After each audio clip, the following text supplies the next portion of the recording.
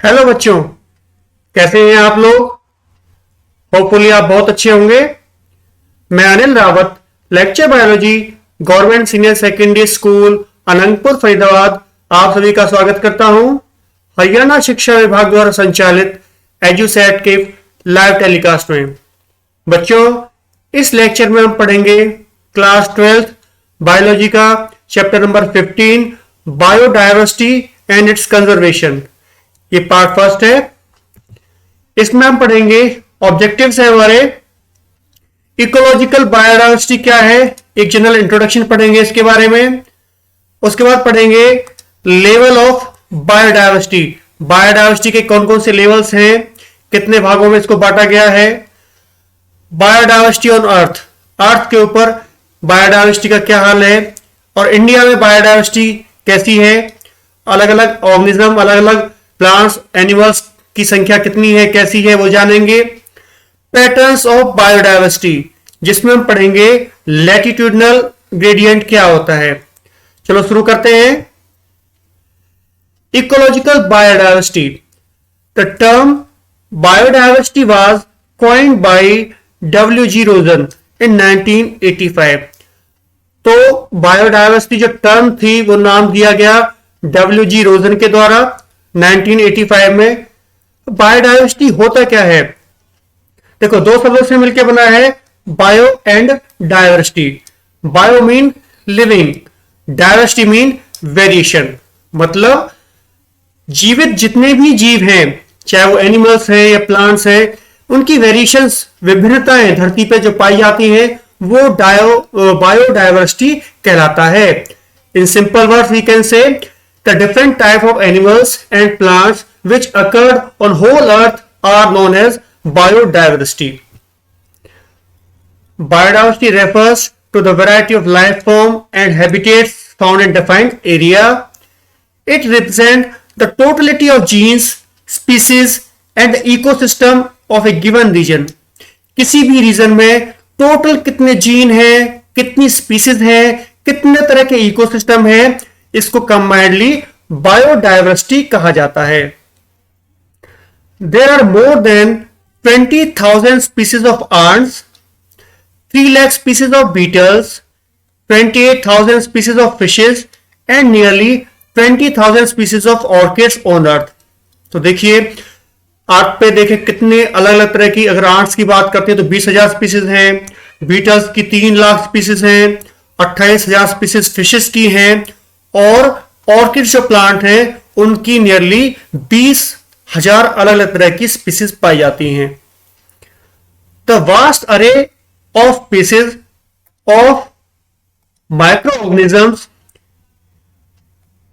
Algae, fungi, plants, animals occurring on the earth either in terrestrial or aquatic habitat and the ecological complexes of which they are a part comprises biodiversity।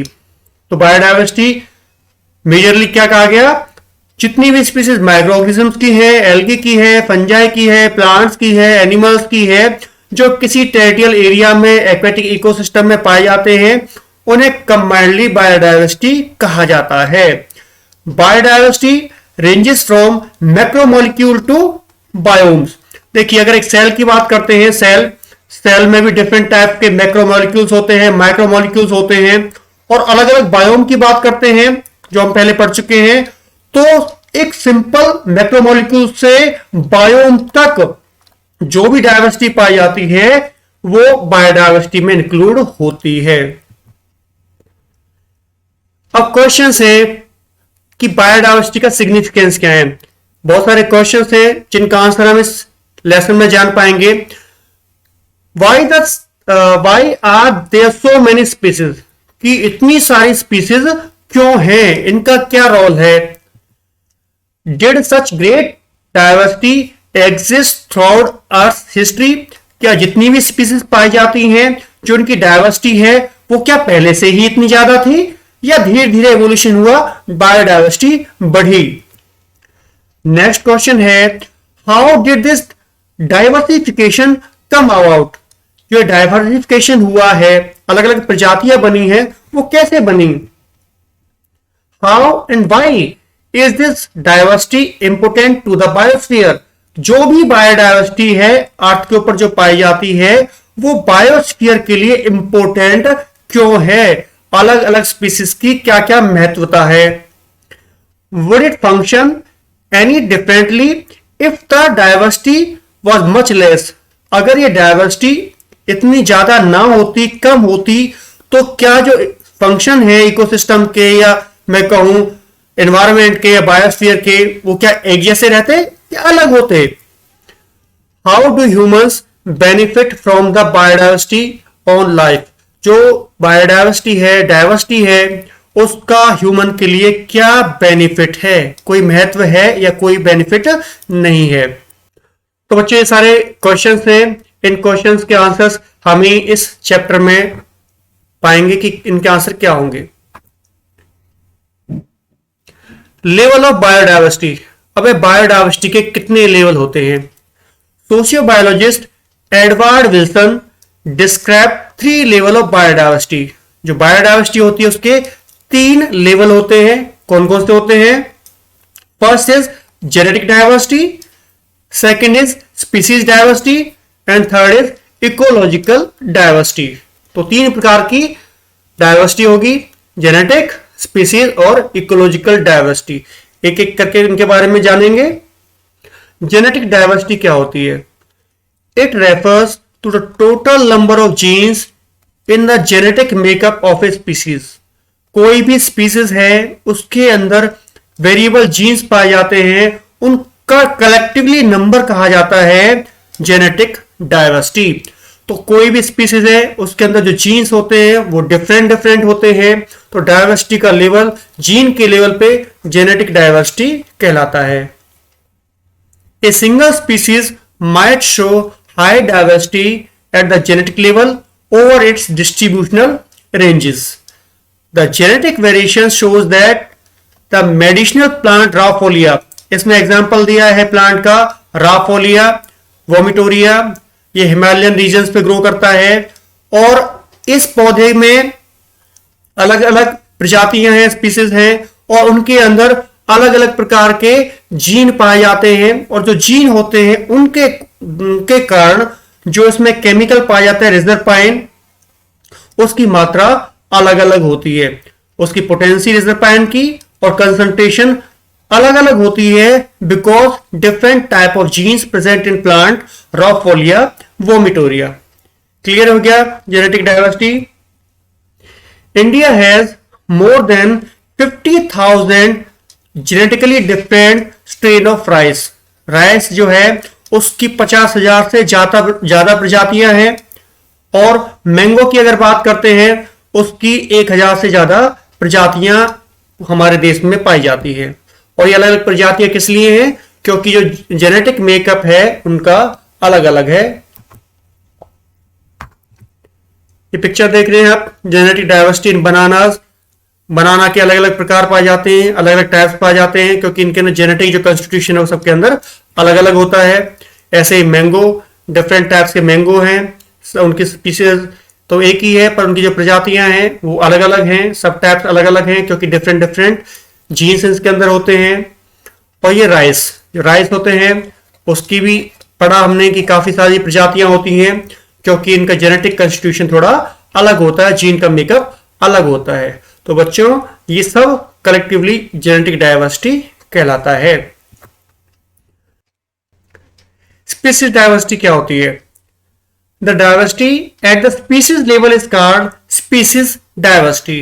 कि जो ecosystem है उसमें कितने कितने प्रकार की अलग अलग स्पीसीज रहती हैं, कंबाइनली अगर उनको मिला दिया जाए उसको कहा जाएगा स्पीसीज डाइवर्सिटी। एग्जाम्पल देखते हैं। Western Ghats have greater amphibian species diversity than Eastern Ghat. तो वेस्टर्न घाट और ईस्टर्न घाट एरियाज हैं हमारे देश के अंदर। जो वेस्टर्न घाट है वो बायोडाइवर्सिटी रिच एरियाज हैं, हॉटस्पॉट हैं बायोडाइवर्सिटी के। वहां पे जो एम्फीबियन की स्पीसीज होती है उसकी डाइवर्सिटी ज्यादा होती है एज कंपेयर टू ईस्टर्न घाट जहां पे एम्फीबियन होती है उनकी डाइवर्सिटी कम होती है। The species diversity depends upon number and richness of the species of the area, कि कोई स्पीसीज किसी जगह पे कितनी संख्या में है, उसकी रिचनेस क्या कितनी ज्यादा है, वो स्पीसीज डायवर्सिटी को वहां पे बढ़ा देती है। स्पीसीज रिचनेस क्या होती है? पर यूनिट एरिया जितनी ज्यादा स्पीसीज होंगी वो उसकी स्पीसीज रिचनेस कहा जाएगा, और जितनी ज्यादा स्पीसीज रिचनेस होगी उतनी ही स्पीसीज डायवर्सिटी भी ज्यादा होगी।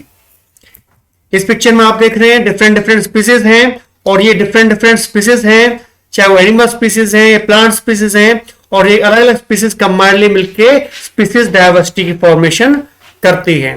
क्लियर है? Third is ecological diversity. हमने पढ़ा जेनेटिक डायवर्सिटी के बारे में पढ़ा, स्पीसीज के बारे में पढ़ लिया। इकोलॉजिकल डायवर्सिटी क्या होती है? तो diversity at the ecosystem level is called ecological diversity. तो ये हायर लेवल हो गया। अब हम बात कर रहे हैं इकोसिस्टम के बारे में।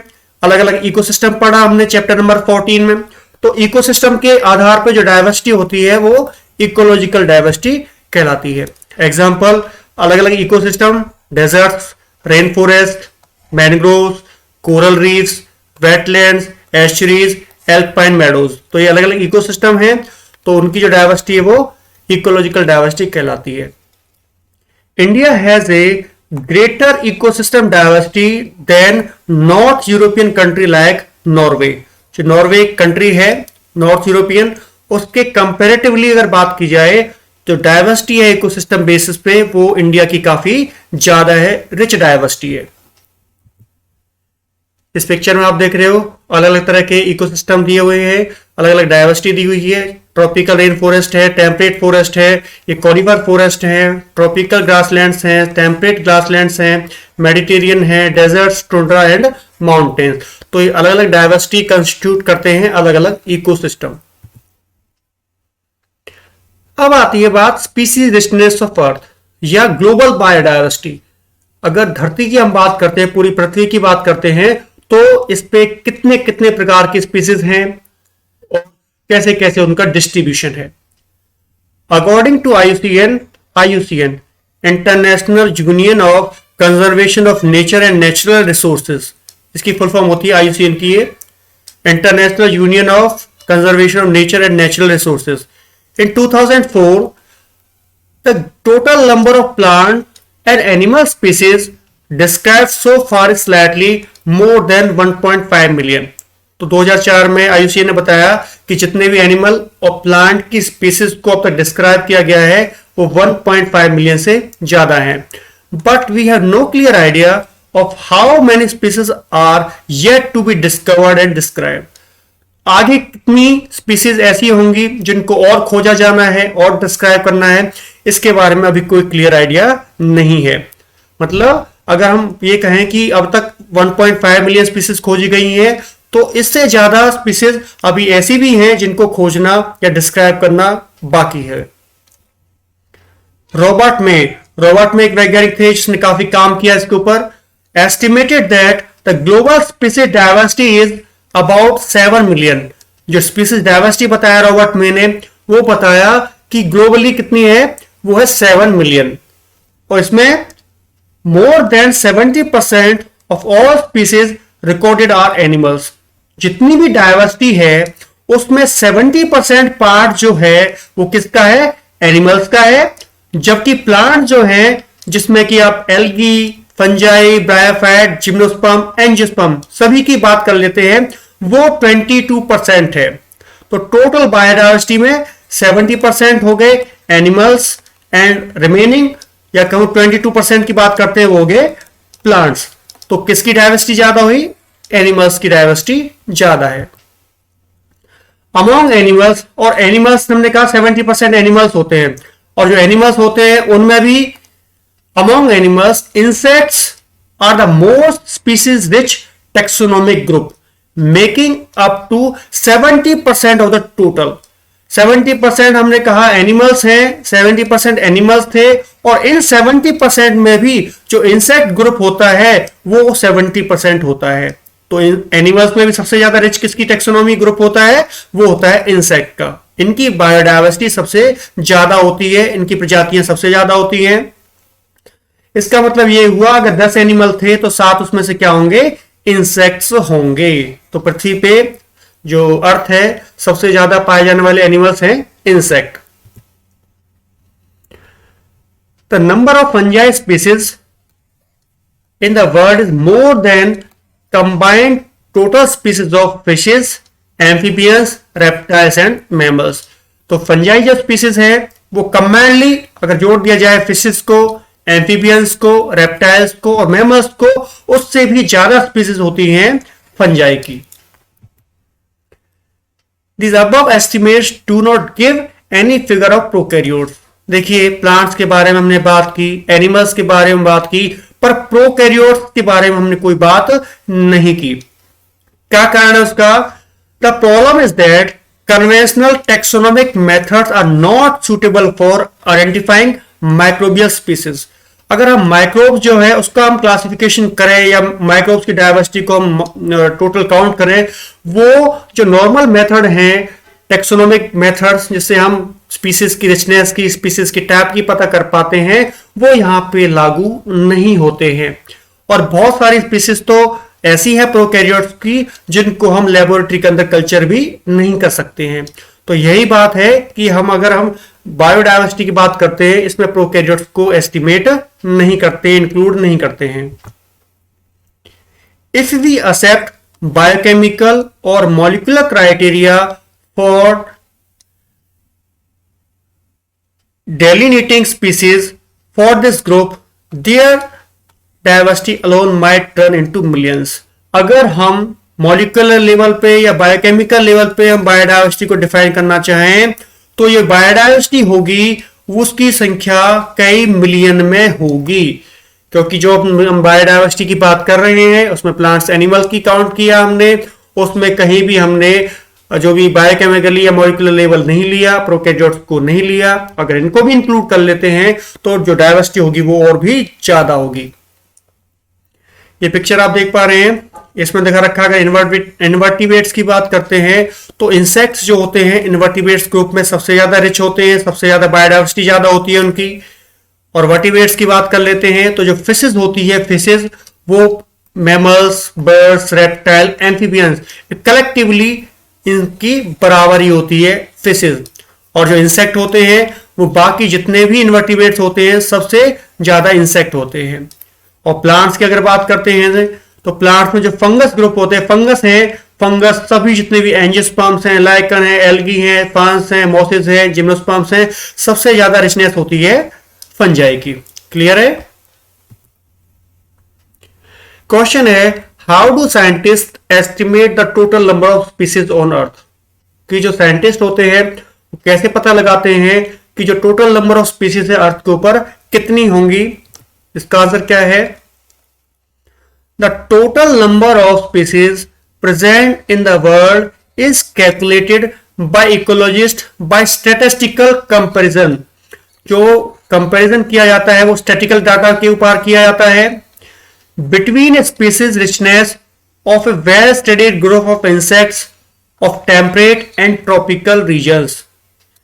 temperate और tropical regions जो है वहां पे इंसेक्ट्स के अलग अलग ग्रुप कौन कौन से हैं उसकी स्टडी की गई और उस स्टडी के आधार पे these ratios are extrapolated with other group of plants and animals to calculated the total species richness present on the earth।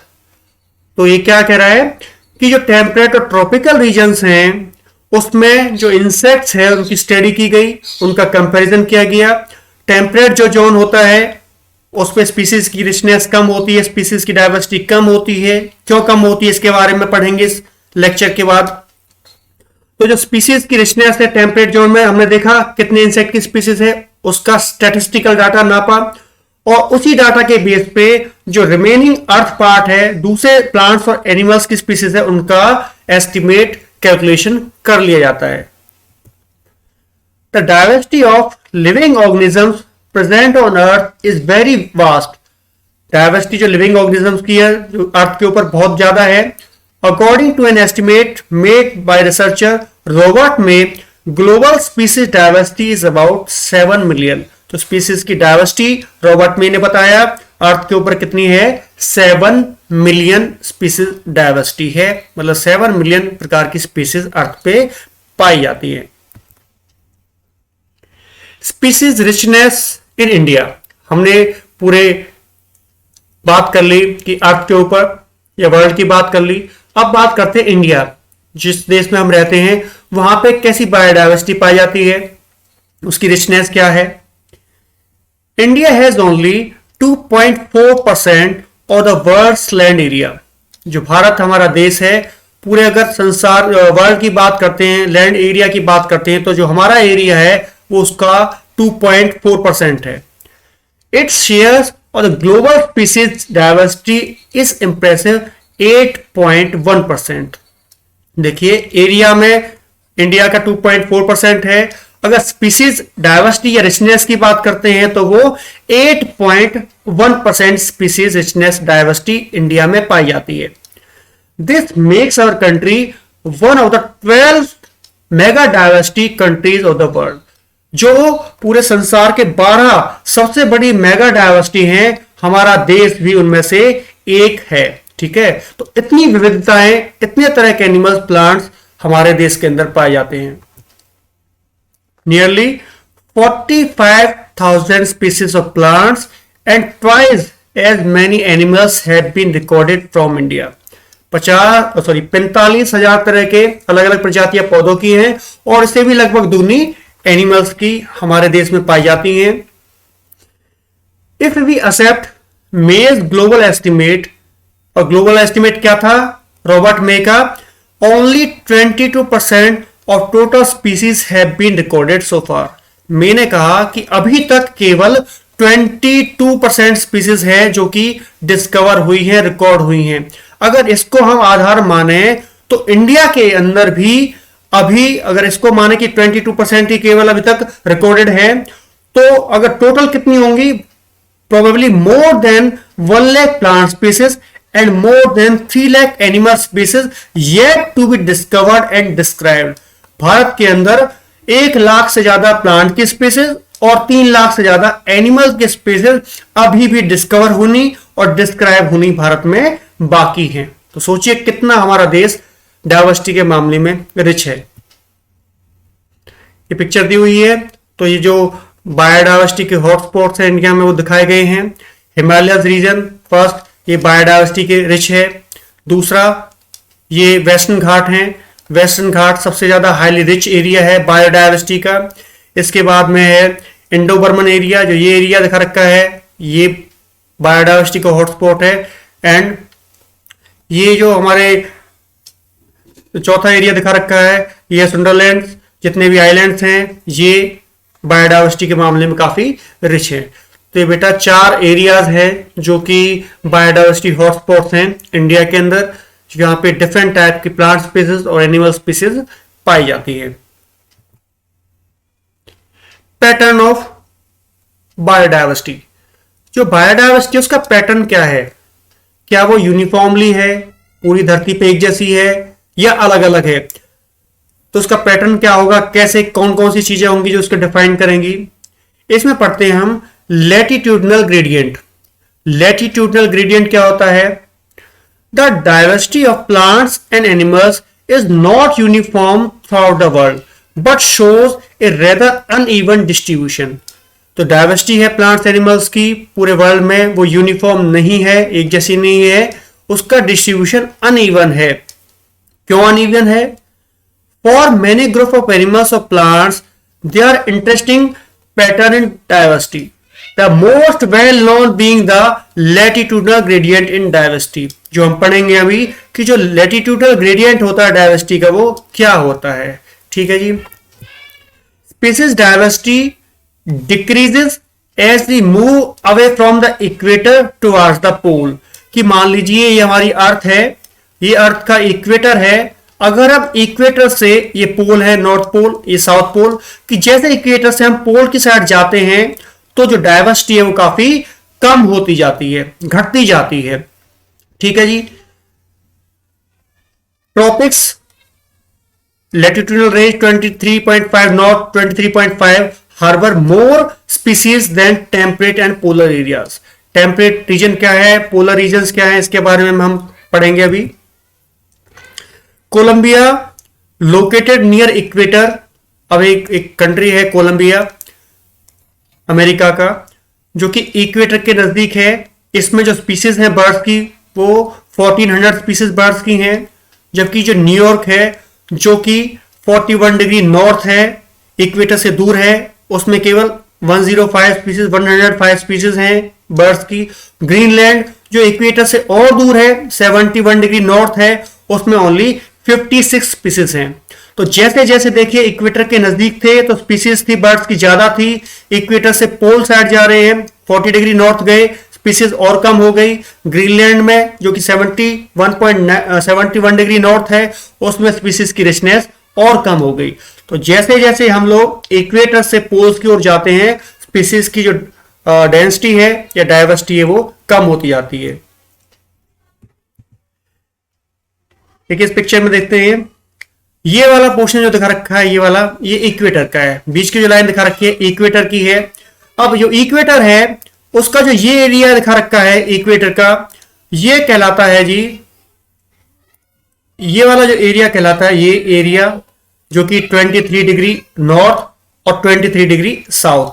ये नॉर्थ पोल है, ये साउथ पोल है.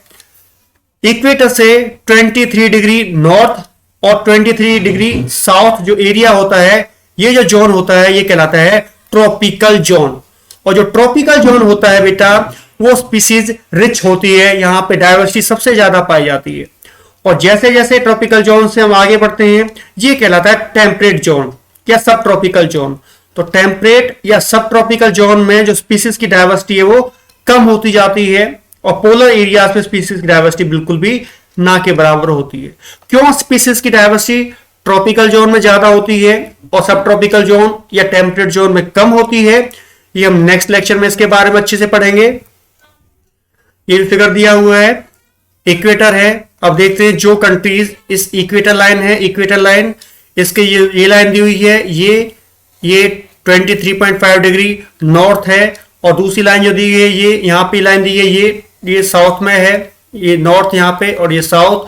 तो जो एरिया, ये वाला बीच का एरिया है जिसकी हम बात कर रहे हैं, ये एरिया स्पीसीज के मामले में सबसे ज्यादा रिच है. यहाँ स्पीसीज की रिचनेस सबसे ज्यादा पाई जाती है. तो यहाँ पे ट्रॉपिकल रेन फॉरेस्ट पाई जाती है और सबसे ज्यादा डेंसली डाइवर्सिफाइड यहाँ पे एरिया है. उसके बाद चाहे नॉर्थ में ऊपर जाएं हम लोग या साउथ की ओर नीचे आए, स्पीसीज देखोगे आप डाइवर्सिटी बहुत ही कम होती है.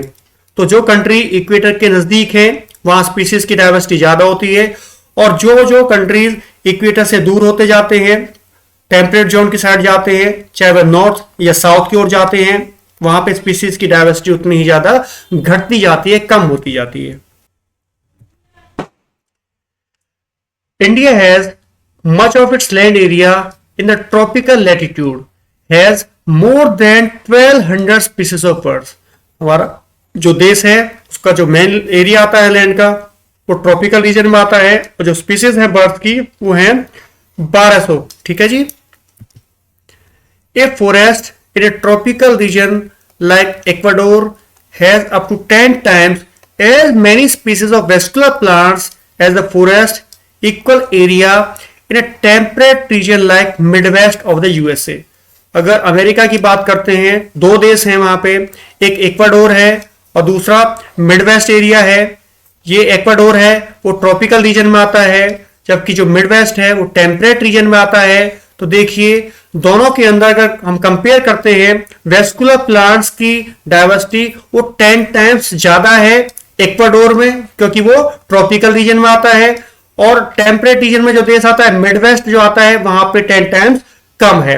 तो स्पीसीज की रिचनेस कम या ज्यादा होगी, टेम्परेट जोन में ज्यादा, और सॉरी ट्रॉपिकल जोन में ज्यादा होगी, और टेम्परेट जोन में स्पीसीज की रिचनेस काफी कम होगी.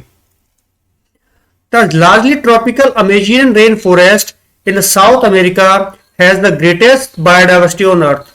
हमारे पूरी अर्थ के ऊपर सबसे ज्यादा जो बायोडाइवर्सिटी पाई जाती है वो अमेजन के रेन फॉरेस्ट के अंदर पाई जाती है, जो कि साउथ अमेरिका में है.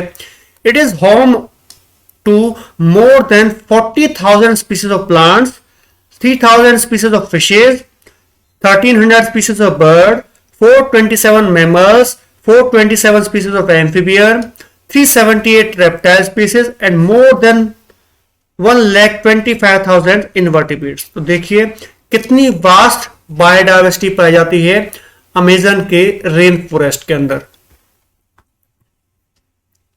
Scientists estimate that in these rainforests there might be at least 2 million insect species waiting to be discovered and named। अभी भी अमेजन रेन जो फॉरेस्ट है वहां पे 2 मिलियन से भी ज्यादा स्पीसीज ऐसी हैं इंसेक्ट्स की जिनको अभी खोजा जाना, डिस्कवर करना बाकी है, जिनको नाम दिया जाना बाकी है। तो these areas are very rich in biodiversity. और पूरे अगर अर्थ की बात करते हैं, सबसे ज्यादा ऑक्सीजन का जो प्रोडक्शन होता है वो अमेजन रेन फॉरेस्ट से ही होता है। तो जो अमेजन रेन फॉरेस्ट हुए वो पूरी अर्थ की बायोडाइवर्सिटी को और एनवायरनमेंट के लिए बहुत ही ज्यादा जरूरी है। तो बच्चों इसमें हमने देखा कि बायोडाइवर्सिटी क्या है, कौन कौन से पैटर्न्स हैं उसकी बायोडाइवर्सिटी के, पूरे वर्ल्ड में और इंडिया में बायोडाइवर्सिटी के लेवल क्या है। तो रिमेनिंग पार्ट नेक्स्ट लेक्चर में हम लोग कवर करेंगे। Thank you.